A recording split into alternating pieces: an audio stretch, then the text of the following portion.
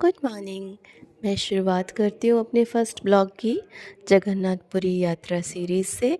तो ये था मेरा पहला दिन यूट्यूब पे। तो मैं आज आप लोग को दिखाऊंगी कि हम जा रहे थे जगन्नाथपुरी।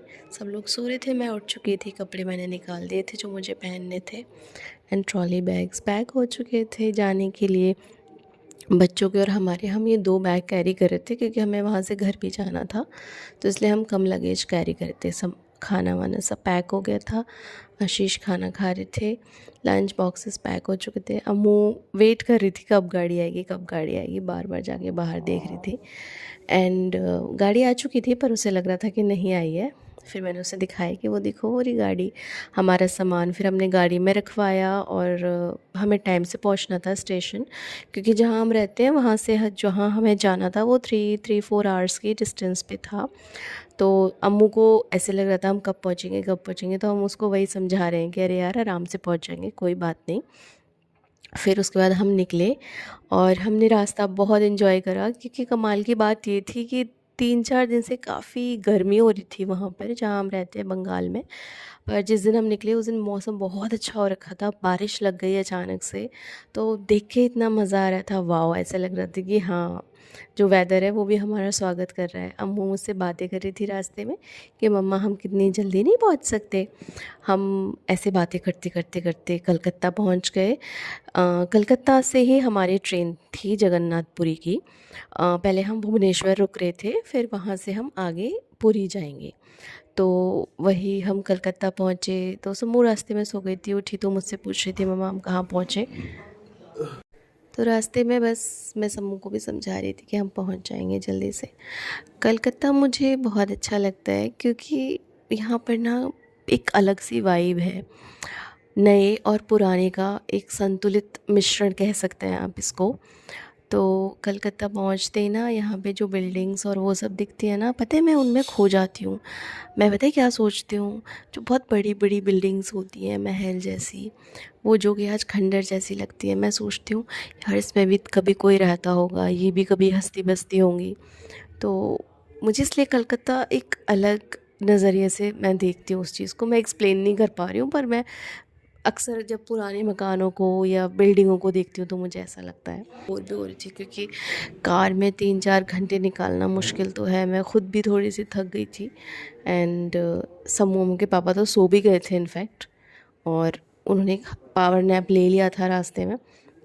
अम्मू समूह ने फिर फाइनली फ़ोन ले लिया था कि अब हम बोर हो चुके हैं, या तो हमें स्क्रीन टाइम दो, नहीं तो हम तुम्हारा जीना हराम कर देंगे। फाइनली पहुँचते पहुँचते बच्चों को गोली देते देते ऐसा लग रहा था स्टेशन क्यों नहीं आ रहा, स्टेशन क्यों नहीं आ रहा। ऊपर से टेंशन और हो रही थी कि भाई ट्रेन है, छूट ना जाए, लेट ना हो जाए। हम बार बार ड्राइवर से पूछ रहे थे कि भैया हम टाइम से पहुँच तो जाएंगे, पहुँच तो जाएंगे। एंड वो बेचारा हमेशा बोलता हाँ हाँ मैम पहुँचा देंगे, हाँ सर पहुँचा देंगे।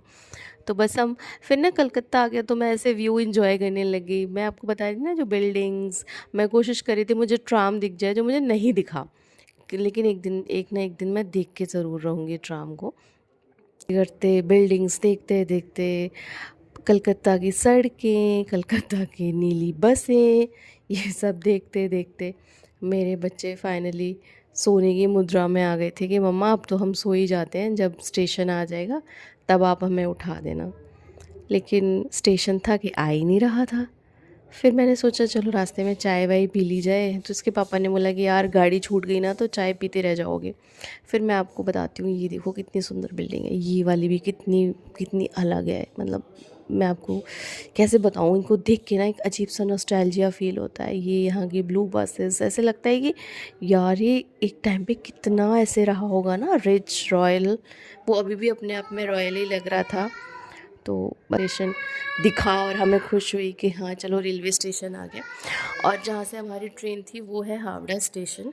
एंड हावड़ा स्टेशन पे एक अलग बात मुझे दिखी कि यहाँ पर जो आपकी गाड़ी है ना वो प्लेटफॉर्म तक जाती है। हाँ ये बिल्कुल सच है कि आपकी जो गाड़ी है वो प्लेटफॉर्म तक जाती है। एंड ये बहुत बड़ा स्टेशन है। तो हम यहाँ पहुँचे, यू नो वॉट, हमें यहाँ जाते ही क्या सरप्राइज़ मिला होगा। यहाँ जाते ही पहले तो हमने अपनी गाड़ी पार्क कर ली जहाँ टैक्सी, वो देखो सामने आपको ट्रेन दिख रही है ना, ये हम बिल्कुल प्लेटफॉर्म तक पहुँच जाते हैं। और हम बहुत एक्साइटेड हो गए नीचे उतरे कि बस अभी जाएंगे, 15 मिनट्स हैं, हमारी ट्रेन आ जाएगी, हम आराम से ट्रेन में बैठेंगे और बस इंजॉय करते हुए जाएंगे। लेकिन अक्सर जो आप सोचते हो वो होता नहीं है। हमारी ट्रेन 3 घंटे लेट थी और हम पहुंच चुके थे वेटिंग हॉल में। थैंक गॉड मैं कैरी करती हूँ हमेशा स्केच, कलर्स, ये सारी चीज़ें, तो मैंने बच्चों को उसमें इंगेज किया, वरना 3 घंटे निकालना it's not a easy task. हमारी गाड़ी जो 1 बजे आने वाली थी ना, वो आई 4 बजे। और फिर फाइनली हमारी जब ट्रेन आई ना, मतलब हम बहुत टायर्ड हो चुके थे। मुझे ऐसे लग रहा था भगवान ना हमारी परीक्षा ले रहे हैं कि चलो तुम्हें स्टार्टिंग से ही तंग करना शुरू करता हूँ, जिससे कि तुम अंत तक आते आते ना थक जाओ। लेकिन हम भी हार नहीं मानने वाले थे। हमारी ट्रेन आई और हम ट्रेन में बैठे, लेकिन बच्चे सच में बहुत परेशान हो गए थे, क्योंकि एक तो सिटिंग कार, मतलब चेयर कार थी, बैठ के जाना था, 4 घंटे ट्रेन लेट थी, ऊपर से मतलब जो हम 8 बजे पहुंचने वाले थे वो हम 12-1 बजे पहुंच रहे थे।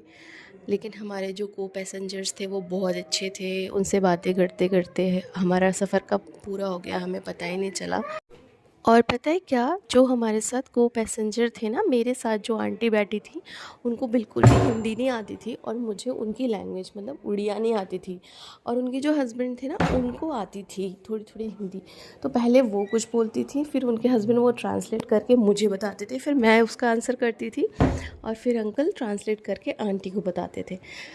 और हम सब बहुत ज़्यादा थक गए थे। कभी हम टाइम देख रहे थे, 8 बज गए, फिर 9 बज गए, 10 बज गए। और समृद्धि तो सो भी गई थी, मेरी बड़ी बेटी वो सो गई थी, अमूल्या भी सो गई थी, आशीष भी नैप ले रहे थे, एंड बच्चे बहुत ज़्यादा थक चुके थे। मैं सोच रही थी कब आएगा भाई हमारा भुवनेश्वर, कब हम जाके बिस्तर, मतलब ऐसे लग रहा था बस हमें एक चारपाई मिल जाए और हम जाके लेट जाए। ऐसे करते करते 12 बज चुके थे। ये सब तो सो रहे थे। फिर मैंने इनको जगा दिया। मैंने कहा भाई स्टेशन आने वाला है, पता चले हम सोते ही रह जाएं। तो हम सब उठे। उसके बाद में हम पहुँचे 12:45 पे अपने रूम पे। वो मैं शूट करना भूल गई। और ये अर्ली मॉर्निंग की सुबह, ये हम जहाँ रुके थे वहाँ का garden view. Please like, share and subscribe.